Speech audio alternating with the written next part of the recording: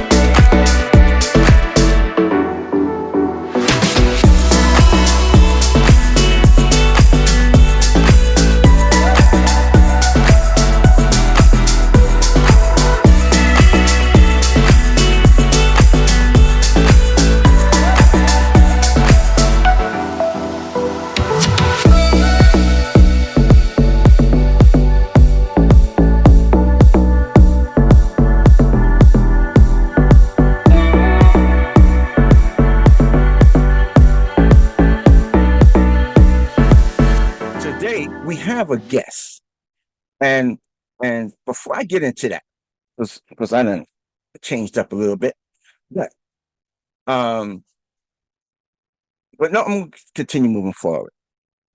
Today we have a guest speaker, and he has honored. I'm honored to have him because he's been in this game for a long time, a long time. So let me just tell you a little bit about him, right? So he's from a small town in South Mississippi, where he always felt like the black sheep amongst his family and friends.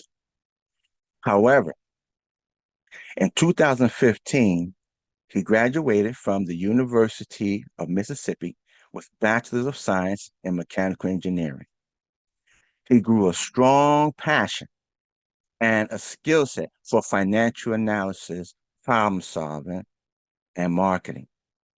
One of his main strengths is that he is indeed an extrovert with the nerdy side of being analytical.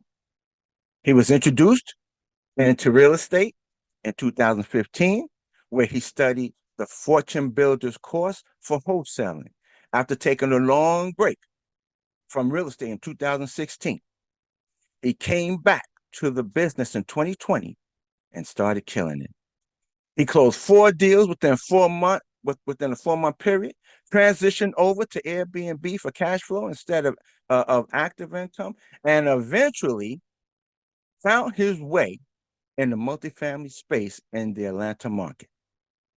He specializes in market analysis, underwriting, and marketing. Now I said underwriting because that's why he's here. And since then, since transitioning to the multifamily space in 2022, he now has an Airbnb property, a 32 unit townhome development going on in Atlanta. He's a co GOP with his team on a 168 unit deal in Phoenix and on route to become an international investor. Let's all welcome the great Mr. Ray Woods. Hey Ray, what's going on, man? Darryl, I definitely appreciate the introduction there. That was something spectacular there, man. I appreciate it. Glad to be No here. Thanks for the problem. invite. What was there anything that I left out that you want to add? Not really. It is 186 units, though, instead of 168 units. So Oh, it, add a what? couple more units to that particular property. And I may be off, but no, we all good. I mean, that was a good introduction. Yeah, I'm from a small town, Mississippi, man. it's an area where people don't have dreams. So let alone them believing in your dreams, they can't even dream themselves. So Right, right. Well, listen, I think, the one thing that I look at is, you know, you hold, with with all your progress, I'm gonna say with all your progress and with your movement, with all your achievements, you could definitely say to anyone in that town of Mississippi, I did it, you could do it.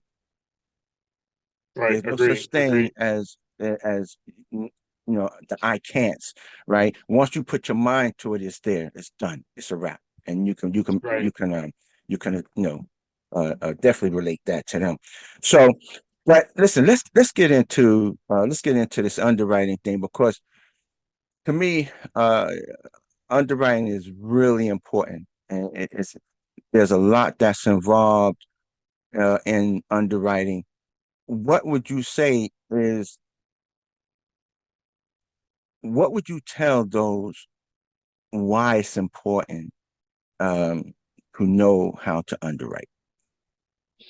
So I like to use the analogy of imagine that you are going to purchase a car and you want to really understand the value that you're going to get out of that car. And if you're purchasing the car as a consumer to use on your daily use, A to B, to and from work, groceries, whatever, you want to make sure that you analyze and understand that car that is going to meet your needs before you buy it. And so underwriting is a very important part of the property because if you don't do it right, nobody's getting paid. And a lot of us are in this business to get paid. Obviously, money may not be the always the priority thing, but when it comes to dealing with other investors and buying these properties, you definitely want to make sure the property is making sense. So underwriting is the key to making sure that the deal makes sense. So you want to Gotcha. analyze it before you actually go buy it. Okay, okay. Now you heard a key word. You say you want to analyze it. So for those who are new to underwriting, they don't know about underwriting. When you say you need to analyze it, what exactly are you saying? What is it that you need to analyze that property? Right. So if I was to make this very simplistic, the what metric are you wanting to hit with the money that you're putting in and then the money that you're getting out? So if you're looking for a property and you know you need to spend X amount to go into the property, how fast can you get that money out? What is the plan to get that particular money out? And how can you continue to progress that particular asset so you can continue to get that cash flow from that property? So when you analyze a deal, you want to make sure that you're looking to see that this is gonna the math is mathing before you get into the property. So that's what you're doing as far as analyzing. And that could be any metrics from return on investment, what the property is going to look like 10 years from now, what type of money you're going to get paid monthly, annually, however you want to structure it. Great. Do you have a particular, particular type of property that you want to acquire? And now let me be specific. Let me break it down, right? Some people look at properties, hey, I want cash flow from day one coming in. Are going to look at the property. Well, I'm not worrying about the cash flow coming on day one. I'm going to take it at the back end. So they're willing to take that I'm gonna say that greater risk because they think that at the back end that's where they're gonna make all the profit. Do you have a particular uh way of wanting to analyze and what type of property that is what you want from that property early on? Did I mix you up on that question? Yeah, yeah, no, I got you. So Okay. my criteria, again, everybody's criteria is different. My specific criteria is to make sure that the property cash flows day one. I don't want to get into a property as negative cash flowing. Now, there are different strategies, people like other Mhm. investors that I know that like to get paid on the back end. They look at, I don't care about the cash flow now, but I'm looking at the appreciation or I'm looking at the tax benefits. So it's always different strategies. But for my strategy, I like the property to cash flow day one. I want the property to be able to pay for everything, expenses, the debt, for me to get money into me and my team's pocket. So that's cash flow day one is the priority when it comes to looking at these properties. That's the criteria there. And primarily for that, we're looking at properties that are in the Class C area. So older properties that need some work, that need some renovation, just because I like to see something that can be revitalized, that can be brought back to life. And then you can see and reap the benefits of what you've done with that renovation within a year or two. Okay. That sounds good. That sounds good. So you had mentioned about your criteria. What is your criteria when it comes to investor returns? What is your criteria? So we typically stay at the Class C range, and we look anywhere from between 10 units up to maybe 120, 130-ish. We do have a property, obviously, that's more than that, which we got into a different way, but that's typically the unit count. As far as the return, some of our deals are structured differently. So we have some commercial development deals, and then we have commercial multifamily or apartment deals. And so depending on the type of deal, we generate up to 30% returns for some of the development deals. And then for any Class C properties that need to have some type of value add to it, we're looking at somewhere between 12 to 15% returns over a period of time. So that's kind of what we're looking at as far as the returns for the investors. And we make sure, they're getting paid first before we even get to eat at all. So they're the ones that we're raising capital from, that wanted to get into the deal. We have the business plan in place. We get the funding, and they get their money on with that return for that property. Gotcha. Do you look at metrics like IRR? Do you look at the equity multiple, the ACOC? Do you look at those? Yeah, IRR, maybe between 15 to 17%, and then the equity multiple about two or so. That's at least from what me and my team kind of discussed, the range that we need to be at. And then, for the DSCR, we want to make sure that we're not exactly on the requirement. We want to make sure that we're definitely above the requirement in case something does happen, because things are unforeseen. We still have some room to play with. So ultimately, if we do get a property where the DSCR is way better than the requirement, obviously the IRR, the return, and all of that's going to be higher. But that's even better for the investors. But we still like to keep it conservative to mitigate as much risk as we can before we get into these properties. Okay. Gotcha. So, so for those who may not be familiar with the term DSCR, that's your debt service cover ratio.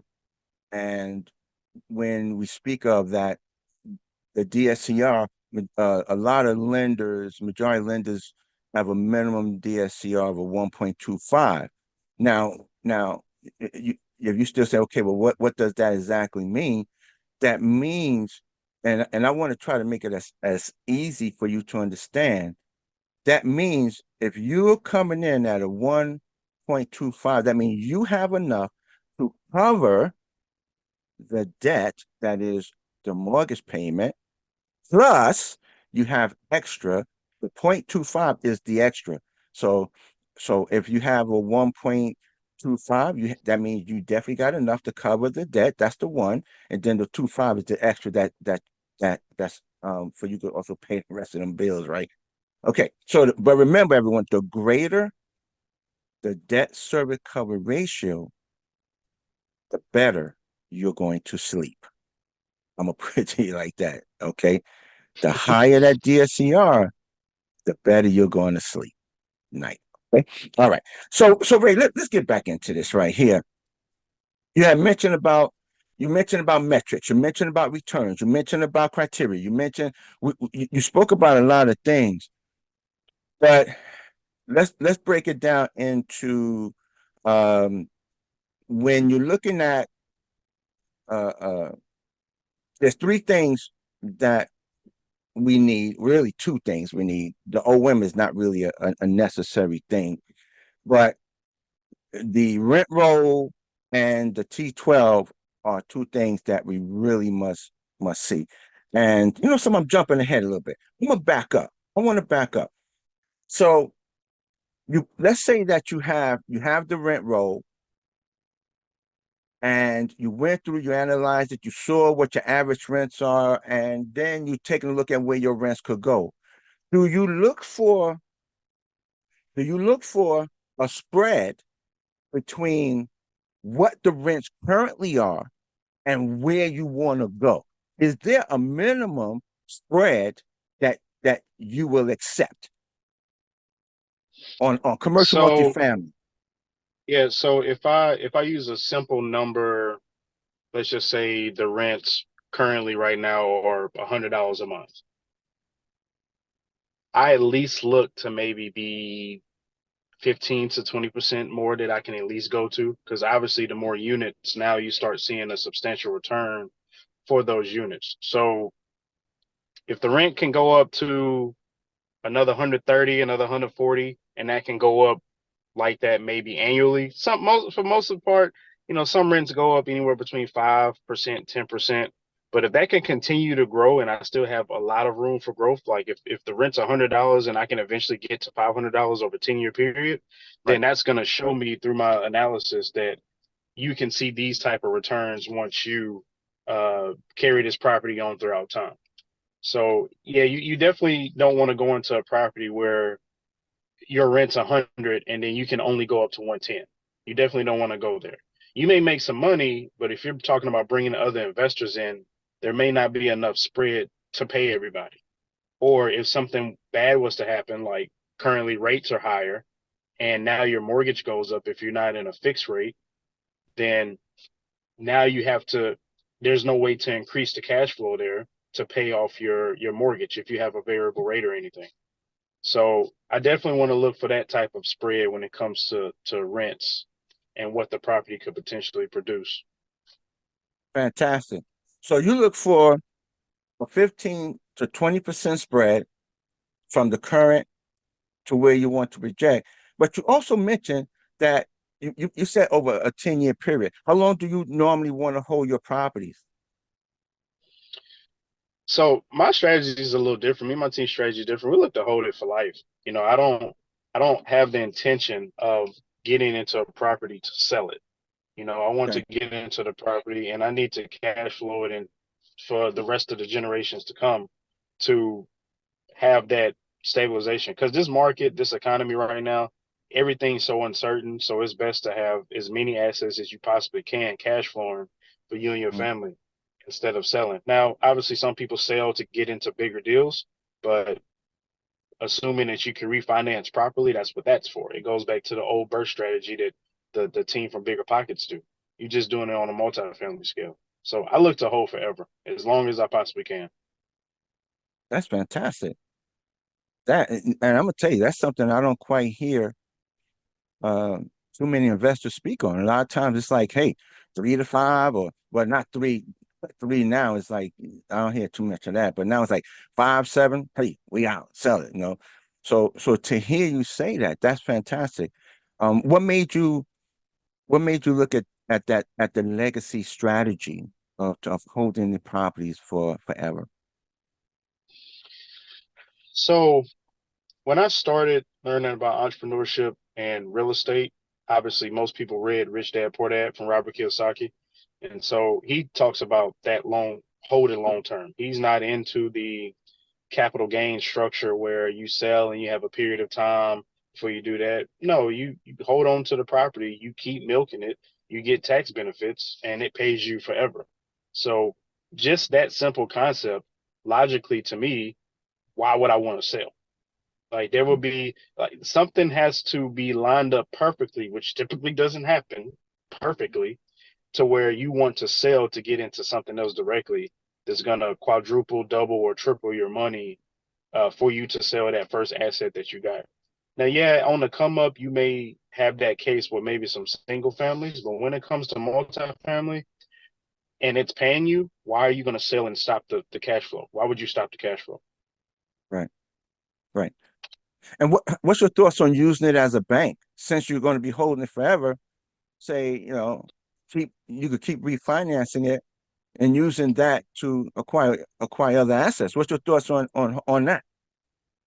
Yeah, if you can refinance the property and still be able to cover what you need to cover for that particular asset and Hmm. just use that money, it goes back to the false narrative of the American dream. You buy a house, you pay your debt down, and then you build in wealth, which in my opinion, buying a single family home for yourself is not building wealth.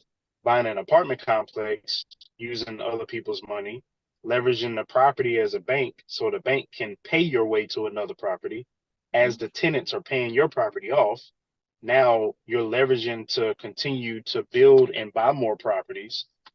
It's an easy cash flow machine that's going to continue to give money, and your ROI is basically infinite because you're never putting any of your money into the property.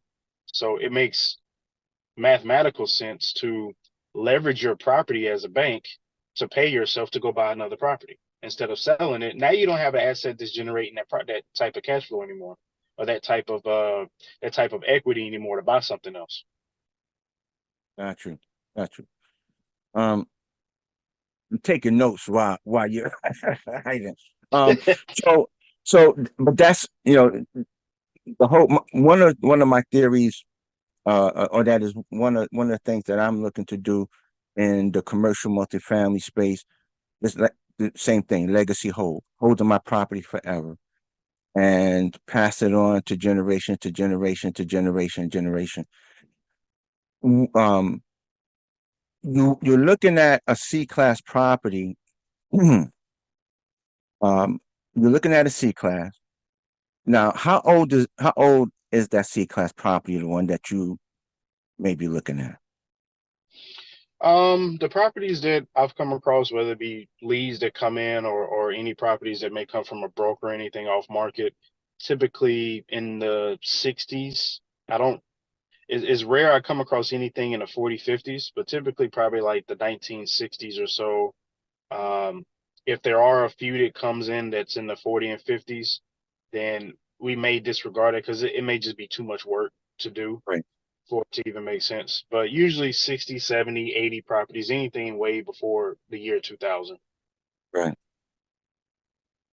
Atlanta's a little strange because you have some areas that a class C property may be 1970, but then the area may not really make sense even though that class property is in your criteria. And you may have some situations where you may come across a class D that's a diamond in the rough, so you never know. Richard. But typically within that age range is basically what I come across. Okay, okay. Um, I want to talk about the market and what's going on in the market, the numbers, how we get our metrics and stuff like that. Um, in the Atlanta market, what are you seeing in the Atlanta market when it comes to rent growth? When you're doing your underwriting, when you're doing your underwriting, what are you looking at for rent growth, especially in that Atlanta market? So Atlanta's one of those markets where the hood is on one street and then the suburbs is a block over from there. So I'm sure they got other markets like that. But typically, if I'm looking for the type of growth, I want to make sure that the the job demand can handle that, or the jobs in that area can handle that. I want to make sure that people here are actually making decent money that can afford that. So I look at things like the median household income to see Okay, if this deal is going to even make sense before I go into it, because if people can't pay for it, then there's no point of you trying to raise the prices like that. Now, you do have certain areas that, in the case, have been gentrified where the rents in the area was 500 at one point, but because the whole area changed dramatically so much, now the rents in the area are 1,500, 2,000. They're way out of reach for people. And that's when you start getting into the class B, class A properties. But if you're talking class C properties, you're definitely checking on the median household income. You're checking on the contract rent to make sure that, again, people can afford the area around there. You're looking at what jobs are coming there, how long they're going to be there. And a lot of this stuff you can actually call the planning committee in the city, and they have that information for you. They have the information because they've already talked to these different companies that have either solidified a building plan or plan on developing their country, or not their country, their company there. And that'll tell you right out the gate, oh, some more jobs are going to come here. So people are going to have something that they can make money from and be able to pay. And they're going to need a place to Right. stay. So that also gives you kind of a good flag there before you determine what you want to buy. Gotcha. With inflation the way that it is, I think right now, if I'm not mistaken, inflation is hanging around 3.2, 3.3. When you're doing your underwrite for your for your operating expense growth, where would you put your growth rate when it comes to your expenses, looking at today's market, looking at inflation, looking at interest rates, where do you hang your number for your operating expense growth? So typically, whenever I do my underwriting, the particular seller, obviously their expense ratio percentage may be different than what I have. I typically like to keep it at 45%, which is pretty conservative. Some may go to 30, 25, but I like to typically keep it at 45%. As far as any revenue growth, between 2 to 3%. I don't do anything super high because it's unrealistic. And even then, the expense ratio, I may throw it up maybe 1 to 2%. There's always a limit to how far you can reduce your expenses. Obviously, there's sometimes a limit to how much you can increase your revenue, but I tend to like to keep more of the uncertainty towards the expenses. So this is why I keep it at 45%, because you never know what you may end up paying for.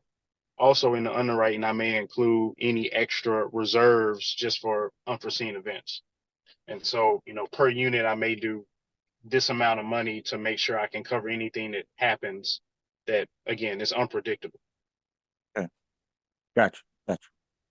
Um, um do you acquire any low income houses, stuff like that? I'm just asking. So we actually came across a property. We toured a property not too long ago where we tried to do that, but the property had to go through a process of getting approved for Section 8 housing. Mhm. And because it wasn't already approved and they had a lot of vacancies for that property, it didn't make sense. I typically wouldn't go down that route unless we had a certain group of investors that want to invest in that type of property. Because unfortunately, the stereotype that comes with investing or buying those types of properties, you're going to have a lot of crime rates, you're going to have issues. And that can happen with any type of property, but the likelihood of that goes up whenever you're dealing with lower income places just by the sheer nature of the environment. So unfortunately, the environment creates the mindset of people not taking care of something. So you have to increase your security. You have to, basically be heavily regulated on that particular property, which then increases your expenses. So it may not even make sense.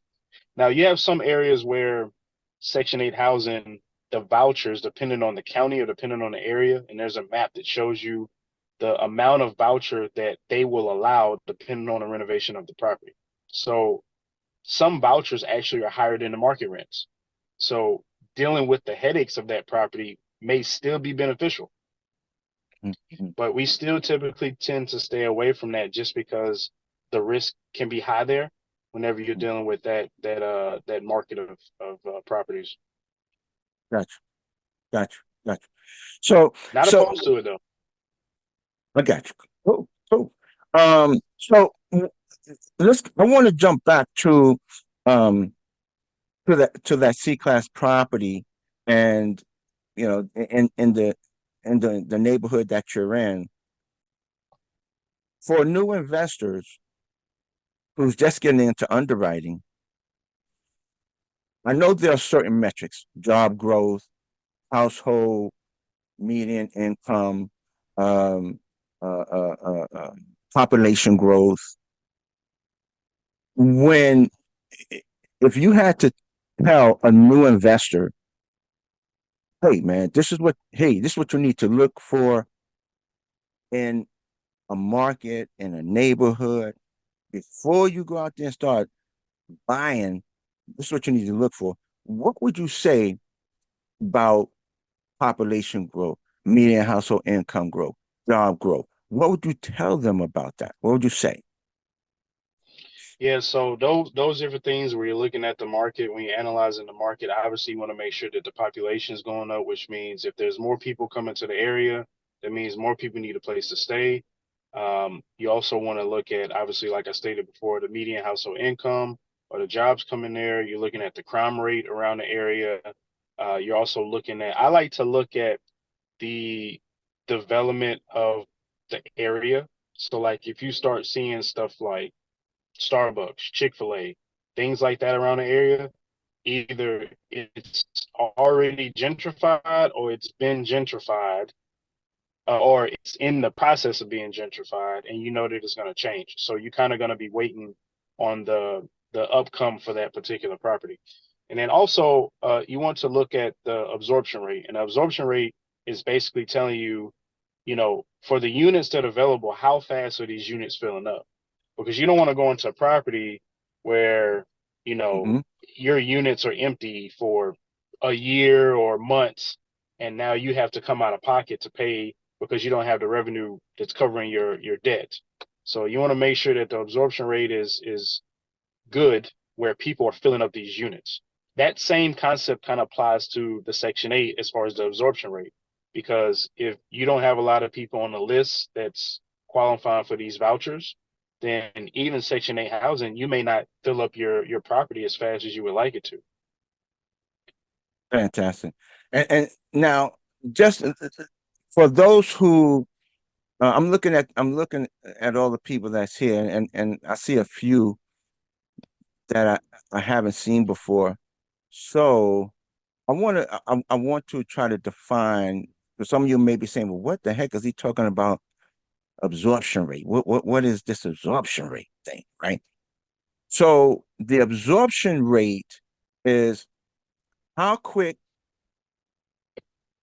so I want to try to keep this simple too, right?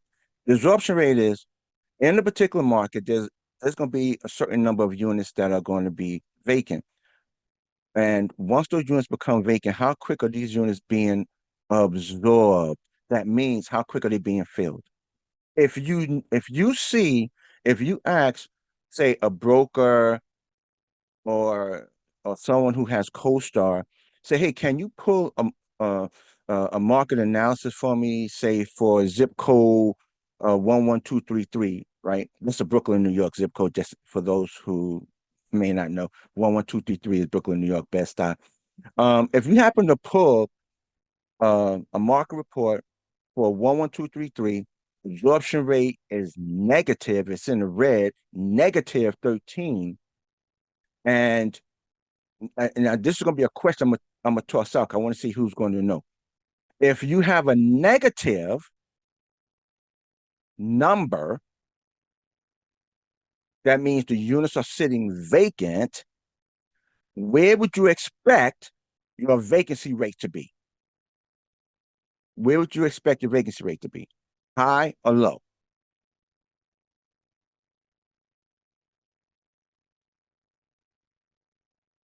Alicia. Hi. Thank you, Casimir. Exactly. High. So, so when he mentioned absorption rate, you want to see the correlation of that absorption rate and that vacancy rate. Because if the absorption rate is positive, they being absorbed, your you should be able to see your vacancy rate should be either low, or it may have been high, say one particular period, and then it's come down and coming down. All right. So excellent, Ray. Thank you for mentioning that about the absorption rate. Now, is there anything else that you also want to tell them to look for in a particular market? Anything else? Yeah, so in a particular market, no, because we'll kind of get into the numbers later. But as far as the market goes, that would be like the primary things that they will want to look for. and then, see, it's kind of hard to determine this, but this goes back to how the area is developing. See where the tax dollars going. See if the roads are being fixed properly. See if the area, you got good curb appeal. You don't want to go invest in an area where there's trash everywhere. You got cars that's been sitting there from like 1920 that's rusted out, sitting on the street, tires and stuff. You don't want that type of stuff hanging around there. You want to even drive the area to see, are people out there walking with their kids? What kind of entertainment is out there? What activities are there? It brings more people to the area. So that would be like the main things I would point out for a new investor. Fantastic. And I totally concur. When I go to look at a property, I drive I drive at least a 2 mile radius to see what it's like. And I'm gonna tell you, everyone, if you don't do that, you need to, because you will definitely see the borderline. You will definitely see the borderline. You'll know just where the income changes. You'll be like, "Yep, I saw it." As soon as I crossed that light, I, that corner, that whole, that was it. So, um, I do coaching.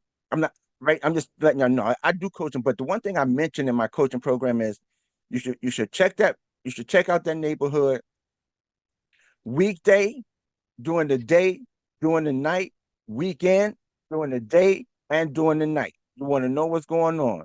You want to know what's going on. All right. So Ray, when do you invest only in Atlanta? Because I know you said you also have a property in Phoenix, right?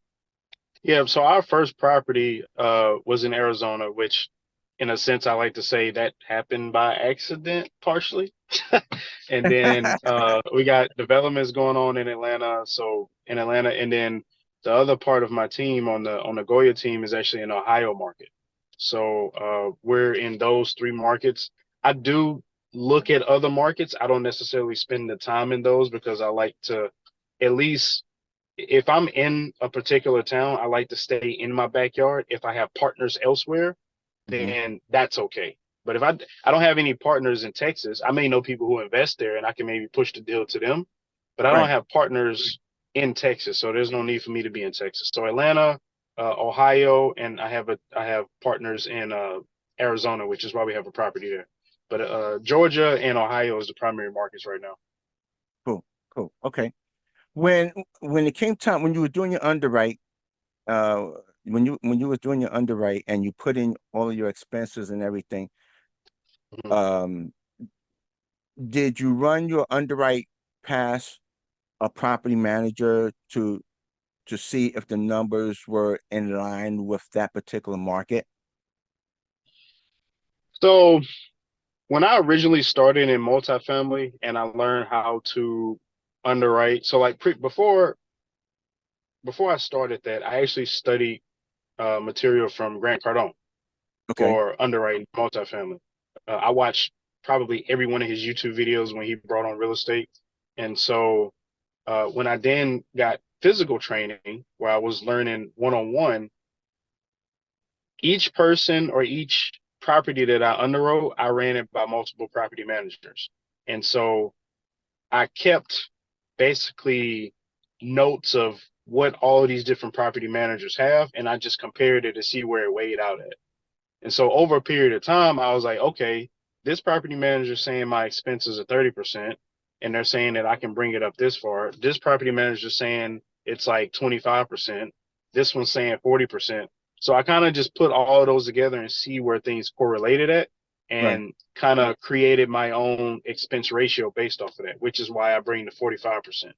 So basically, I took the averages of what I think I maybe spoke to 6 or 7 different property managers. I took Mm. the average of those and then I put a buffer in there on top of that. And I use that as like the standardized expense ratio for when I do my underwriting. Fantastic. Okay. Excellent. Excellent. Excellent. Um, when it came to your taxes and insurance, what would you say to investors about them taxes and insurance in today's Yeah, time? taxes are a scam, but I didn't say that. So, with taxes, you definitely can look at the tax records for that particular property to see what the owner was paying in the previous years. And you could basically, so let's say 2020, the tax was $1, 21, it went up to $2, and so forth. And by the time you got up to year 2024, it was $4 for taxes. Well, the trend looks like it's going up $1, but for the next year or however many years you want to keep the property, I may say my taxes are going to go up every $3 to $4. Again, just to keep a buffer in there. So you can look at the tax records and see what that is, add a buffer, add a percentage or so, maybe 15, 20% increase on the taxes, because you never know. And as far as the insurance, we actually have somebody in the GLB network, JT, who I usually reach out to get an insurance quote. You can get different quotes from different people, but I typically go to him to get quotes. And I use that quote, and I even will add a little bit on top of that to use that as the insurance metric whenever I underwrite the properties, when I do a deep underwriting on the properties. Fantastic. Yeah, I definitely add a little more to that too, to that insurance quote because insurance is so unstable. I'm in that Houston market, so I've seen insurance skyrocket, really high, really Right, high. exactly. Um, so you sent the model over, but before we get into your model, I just want to I want to there's two sample things that I have. One is a rent roll, one's a T12. I just would like to touch base on that to educate investors about rent roll and about the T12. So let's just touch base quickly on, let's say, on the rent roll.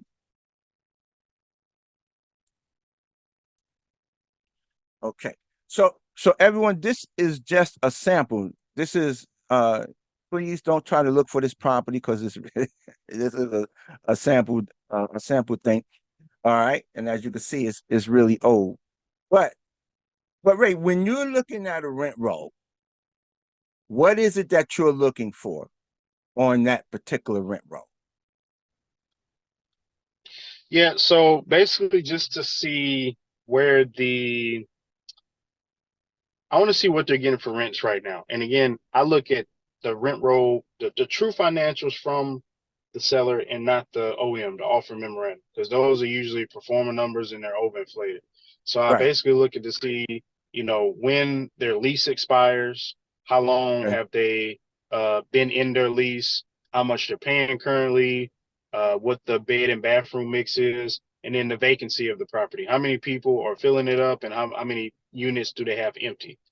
That's what I primarily look at the rent roll. I do look at a gap between the same style of bedroom. So if I look at a one bedroom and a one bathroom, if rent for one of these tenants was 200, but then rent for the other tenant was like 700, then that tells me, especially if their lease has been consistent and continuous, that tells me that, oh, it looks like I could probably get up to this and that unit was maybe renovated.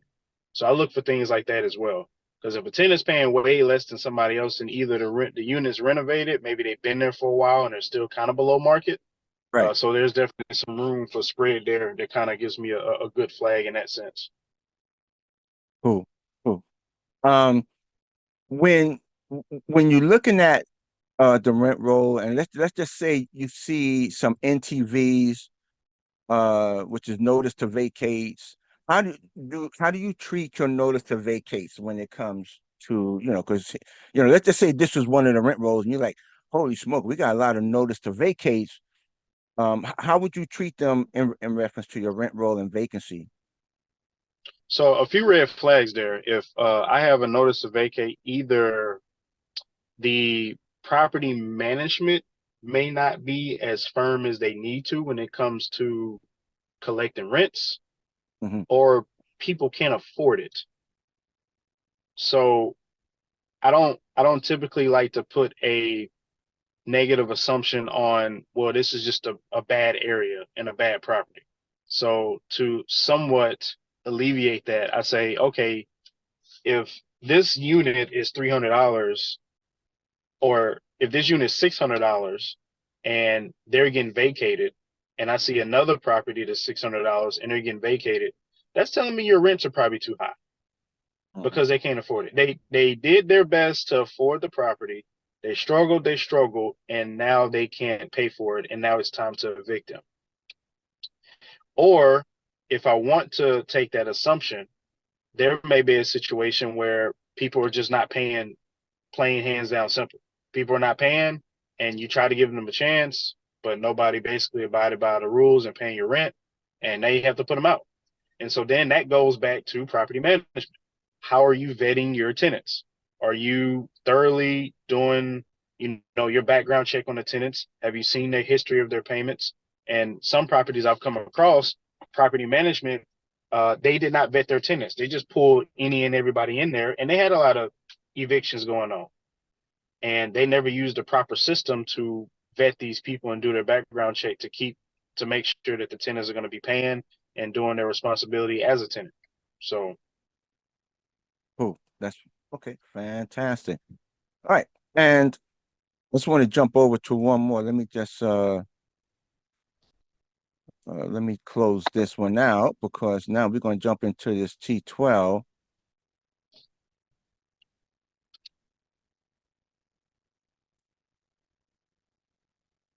There we are. Okay. So here's a T12, everyone. And for those who may be new and have never seen a T12, this is what a T12 look like. Oops. Yeah, it's 100%. I don't want to make it too big, but let's try to go right there. Okay. So this is what a T12 look like, everyone. It's 12 months, and you always want the latest T12. So this is June. You don't want this type of T12, which ends in December, to try to analyze a property. Okay. You want your T12 to be at least April. If they could get you May, that's cool. But a lot of times, uh, they may not be able to get it. So, but if you can get April, that's cool. You don't really want March. Try to push for April and May. Okay. So, Ray, you got the T12 and again, this is a sample T12, everyone. This is not an actual, it is an actual, but it's not a, real T12 right now. We're just doing that as a sample to help everyone understand, about T12s. So right now you have your T12. You're looking at this T12 that was sent to you from the broker or direct from seller. And what is it that you look for? What is it that you want to hear from this T12? yeah, so I like to keep it simple. So I underwrite a little different. Yeah. Typically, some individuals may underwrite in depth right out the gate to see what their projection is going to be, what have you. When in this Atlanta market, Yeah. LOIs, properties come on the market, whether it be on market or off market, and they go by fast. People snatch them up ASAP. And so I think one of the spreadsheets I sent you, there's two different ways that I underwrite. I underwrite on a rent roll valuation, and then I underwrite on an NOI based. And so if I take this T12 here, to keep it simple, whatever NOI they have, assuming that the numbers are correct Uh, and the purchase price they have, yeah. I take information like that, I'll plug it into the calculator I created on my spreadsheet, Yeah. and can it pay the debt? That's the first thing. Does it make sense with their asking price? Can we pay the debt? And if it cannot, then the asking price has to change. That right there, in a sense, the term people like to use, a back of the napkin underwrite to see if this deal is even going to make sense to even go after and do a deeper underwriting on. So right out the gate, I'll look at the NOI here. I'm just kind of zooming in on the spreadsheet. Yeah, I'll look at this NOI and say, okay, they want this amount. How much are they asking? And then I'll look at the price per door and be like, well, that's too much for that area. That area you want 150 price per door, but similar properties was maybe 80 per door. So with your purchase price and the NOI you have, it doesn't make sense. And so then I'll bring the price back down based on what would make sense, based on this T12. Okay. Now, Now there are other metrics. go ahead. No, Uh, you go ahead. Go ahead. I'm about to say there are other metrics that I would look at when I do a deeper underwrite to see, why is maybe, I don't know, marketing dollars extremely low. That may tie into why a vacancy is high, or they have a substantial amount in expenses in one category and not in other category. So I look at stuff like that whenever I get into a deeper underwriting on that T12. But for the most part, just a quick look, I look at their NOI and what they're asking. Okay. Okay. All right. So now, everyone, we're going to take a look at one more thing, and this is Ray's underwriting model. Okay, so we're going to take a look at that, and he's going to explain some of the functionalities and of his model. So let's jump right into that. And Ray, go ahead and let's discuss your model. Tell me what you want me to click on, so this way we could discuss it. Yeah, got you. So we're just going to focus on the first two tabs. So you have the NOI base analysis, and Okay. then you have the rent roll valuation. So on the NOI base analysis, this is where I'm looking at the T12. So all of the gray fields are fields that basically have formulas in them. If you look at the key metrics, so the key metrics there are showing you the current property cap rate, the cash on cash return, the DSCR. That actually goes red or goes gray depending on if it passes what the requirements are over there Okay. to the bottom right. You have the equity multiple and then the IRR if you was to sell it at year 5. Now, obviously, my strategy is not to sell, it's to hold, but it gives you some type of number that you're looking at that year 5 mark you use to sell. The target key metrics, there's formulas there that will tell you basically pass or fail. Does it meet your criteria? Does it not? You may have a few pass, or you may have a few pass and a few fail. You kind of dictate how you want to tweak it.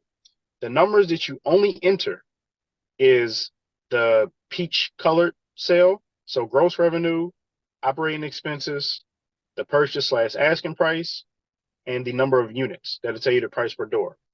The orange sales usually stay fixed depending on the market. So, for Mhm. example, if you look at the annual interest rate, the long term, and the DIC requirement, I usually get those numbers from the lender, Natalie. She's a great lender. I usually get those numbers from her every week. So the numbers tend to stay the same. So I typically keep those numbers the same and just input the pink numbers. So I think I sent this to you already, like it Yeah. is. So the gross revenue, I think for that 18 unit, yeah. You see that the NOI, their purchase price is 3 million. Their NOI is basically 84 before the debt service. But if I come in there with new debt, you can see that I'm negative. So it doesn't make sense on that price off the gate. And Right. without even looking at the numbers, you can just look at the target metrics there that'll show you pass or fail. This is a very simplistic spreadsheet I made for a NOI based analysis to put out more LOIs faster. Unfortunately, this game is about speed. And when you're dealing with other investors that are also looking in this area, you got to be quick and you also got to make sure it makes sense. So this is why I made this to where anybody can use this. Even somebody that's new, they can come in here and as they're using this, they start to understand. Obviously, you can get deeper into underwriting, but this is a very simplistic way to tell you, does the deal make sense at their asking price or no? Now, what you can do, which is actually a trick that Darryl showed me. With the purchase price, you can do the what if analysis. So, Mhm. Darryl, if you want to do the what if analysis, and I want to make my DSCR Oops, wrong button. 1 point, Okay. So you want me to put my cursor on which cell first? say again. The DSCR, the red, the 0.52, the Oh, red cell up there. DSCR. Yeah. So I want Okay. that. Yeah, I want that to be 1.45 by changing the purchase price or the asking price.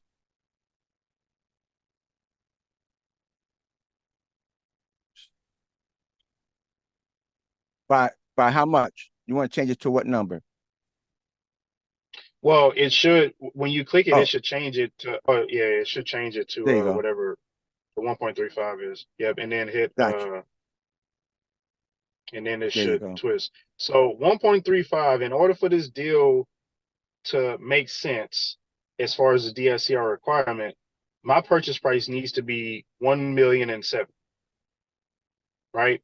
So Correct. obviously now you see that the target metrics have changed. You see that now the DSCR is gray, it's passing. The only thing that's not passing is the cash on cash return. Now, when you have a situation like that, that's just a difference in that's all relative how you want it. Do you want to, are you okay with being a little off? Because it may be a decimal off and it's going to say fail. So it's not set to have a specific range. Now, Alicia, good statement. If you come across a property like this where the asking price is so far off, either you need to go to the seller and try to negotiate or create a financing offer, or really honestly don't even waste your time on it, or submit an offer and just let it sit and then follow up. And the reason I say that is because I remember I submitted an offer of 3.8 million a few years ago on a 34 unit property, and my mistake, just busy and tied up with stuff, I didn't follow up. This March, I saw it close I submitted it for 3.5. I saw it close this March for 3.8 million. When they was asking for the price originally, they wanted 6-something million. So they came down half. So you never know. Even if you're so far off from the asking price, still submit the offer. And so I submitted the offer, just a matter of following up, submitted the offer, or also give them different options. Because when I do this and I see something like this, I'll submit an offer and I'll explain to them multiple offers. I'll explain to them how I got to this number. And then when I do my creative financing, I explain to them what's going to work best out for you and best for my team in order for us to acquire this property. That's for the NOI-based analysis. Cool. Cool. The one thing If we go that to the oh, you want me going? Okay, hold on a minute. yeah, Let me get back. pull it back up. I got one more thing I can show you. Okay, hold on one second. Let me underwriting. Oh, do I have two? Right there. Yep. So if you go to the rent roll valuation tab, Okay. so on the rent roll valuation tab, this basically is the data that I input from the rent roll. And so on the right there, you have enter information, and this is kind of like a rough draft, but you have enter information from the rent roll. So you got your number of units, and you're taking basically the average rent income of that particular bed bathroom count. So 1 bedroom, 2 bedrooms, whatever, and you're putting it in there. That information obviously goes to the EGR, the effective Right. gross revenue. You have your vacancy. You can also put the vacancy percentage there based on the rent roll. You enter that information there. And throughout all these sales, they calculate accordingly. That number, that 20% number, that's the expense ratio. Now, the reason I left it at 20% is to value it based on what the seller's rent roll look like. Now, typically I would change that to 45, which you can go ahead and change that to 45%. This one here? The 20%, yeah, change that to 45%. Okay, hold on a minute. It's not letting me click in that cell. Do you have enable You thing have it on? locked? Yeah, it's probably locked. Yeah, I think It's you have it fine. locked. Yeah, Yeah, it's 'cause I fine. can't. Yeah. Yeah, it shouldn't be locked. I'll change that. So typically I would do 45%, and that expense ratio also depends on the property too. If it just been renovated, so that may fluctuate. But you can see how throughout all these numbers it calculates, gives you the NOI, the seller's price is there. Under that question where it says, is it a deal? You have the yes or no that are flagged red or green. And the important numbers to pay attention to is the bottom three there on this spreadsheet. So the seller's cap rate, which basically is extremely low, you want to make sure the cap rate is at least over the interest rate of the current market or your negative leverage. It doesn't make sense to even get into something at that low of a cap rate. So based on what they're asking for, that's the cap rate and the price per door. The market cap rate in the area, which you can either pull a CoStar report in the area to get that number, or sometime you can Google it, but it may or may not be accurate. CoStar is more accurate. So in that particular area, the market cap rate is 8%. That's the true value of their property based on the rent roll. So the true value of their property is the 1.05, which is pretty close to the NOI based analysis. And then the target cap rate, depending on how we want to buy it, that's the price or the value that you should give as an offer, that 940,000. Now, obviously, you can give that 1.05 number, but uh, just be wary that it's going to make sense for you. And that's when you kind of look at it from a different standpoint to see if it's going to at least cover everything. And you can take that number and put it in the other calculator to determine if it's going to cover the service ratio. But again, you see that number here, and it's pretty close to the NOI base. So you know that it is going to cover the debt service ratio on that particular percentage. So this is another fast calculator that you can use just by inputting the rent roll information and the seller's asking price. Everything else calculates itself and tell you what you need to offer to that seller. You can do this within 30 minutes or even less and submit an LOI. So now you cut your time of underwriting down significantly to get more LOIs out to the owner. Now, let's say your LOI gets accepted. Now this way you can deep dive. Again, people do it different. Some deep dive up front, but just in the Atlanta market, people move very fast here. I've had brokers send me deals and the property's already on a contract within the same week. So it's crazy out here. It's Wild Wild West in Atlanta is pretty saturated in this particular market. But this is why I made that to speed that up. Got you. Got you. Got you. It's 12 o'clock. But Ray, but before we have to end this, you said something I think needs to be. Do you have just 2 more minutes? You have 2 more minutes? Just 2 more minutes? Yeah. Great. You said something I think needs to be expounded upon, and I honestly believe it went over some people's heads. You said seller's cap rate versus interest rate. Yep. Please expound on that. Why is that something that's important?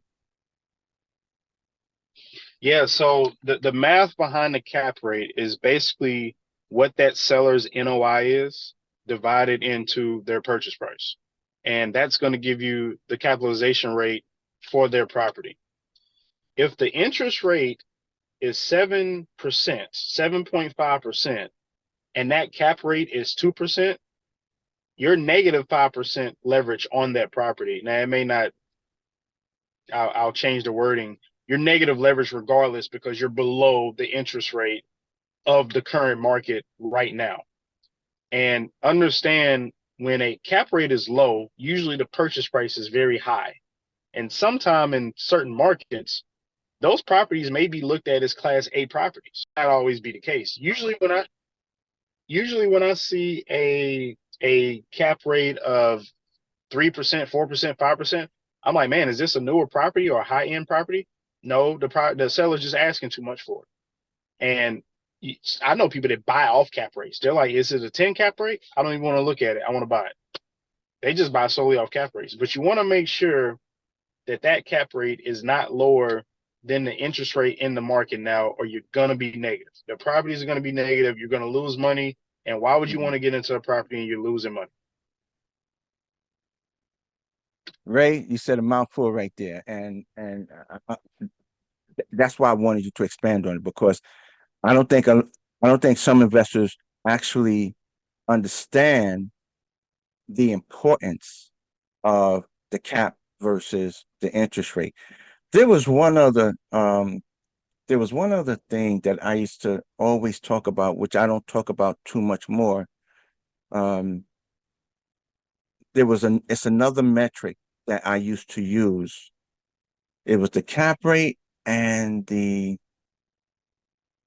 I can't remember, but I will remember next time because I'm gonna look back into my notes and get it.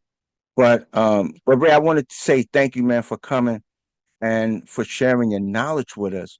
Because listen, you helped a lot of us out. You helped a lot of people. You dropped plenty of nuggets, man.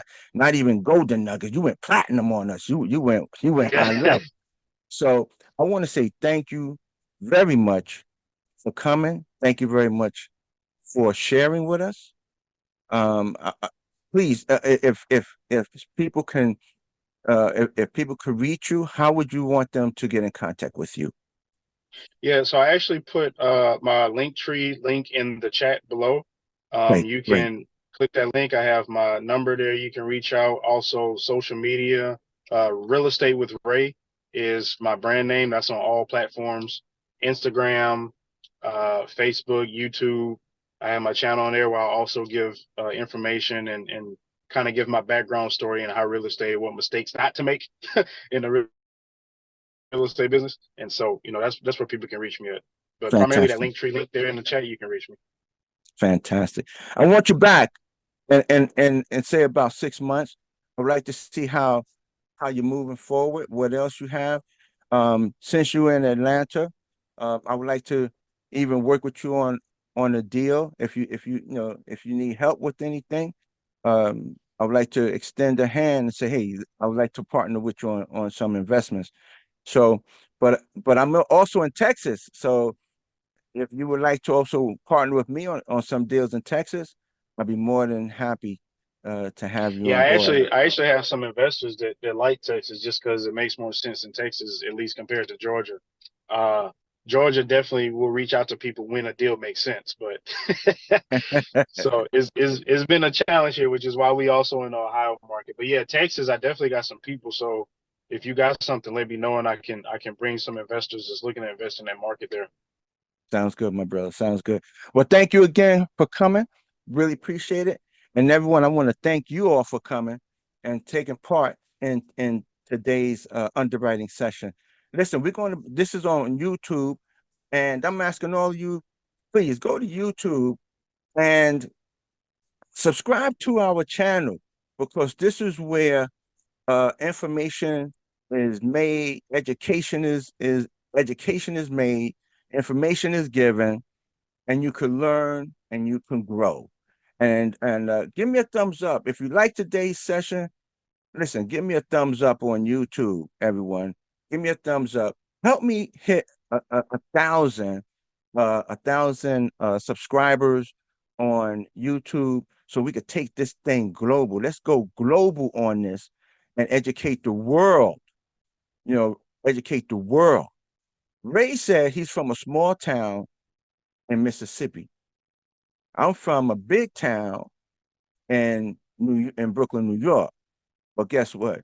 The mindsets are the same in Brooklyn, New York, and in Mississippi. Let's help change those mindsets in those locations and around the world. Thank you all for coming. Thank you for your time, Ray. Thank you for coming. And Yeah, tell thanks for Goya having me. Seven. Appreciate it. Tell Goya Seven. I said hello, and I'm gonna have y'all back here in a couple of months. I want to see how much I've progressed. Hey, Thank Darryl, you, Ray. Yeah. Keisha's on there too. His Who? teammate. Who? His teammate. Yeah, I think Keisha and Raphael is actually on the call Oh, right Yeah, now. Raphael Raphael. is here. Yeah, hmm where did Keish go? Keish left? Oh, he must have just dropped off because he literally Yeah, just left the Raphael's message. still here. Oh, Raphael Yeah. And then here. All my right. yeah, and then my partner Kevin Barnett is also here too. We're on the development deal in Atlanta now. No, so Kevin Barnett, Keish, and Raphael, y'all the Goya Seven? So me, Keish, and Raphael go here seven, and me and Kevin are working on more so development in Atlanta. Okay.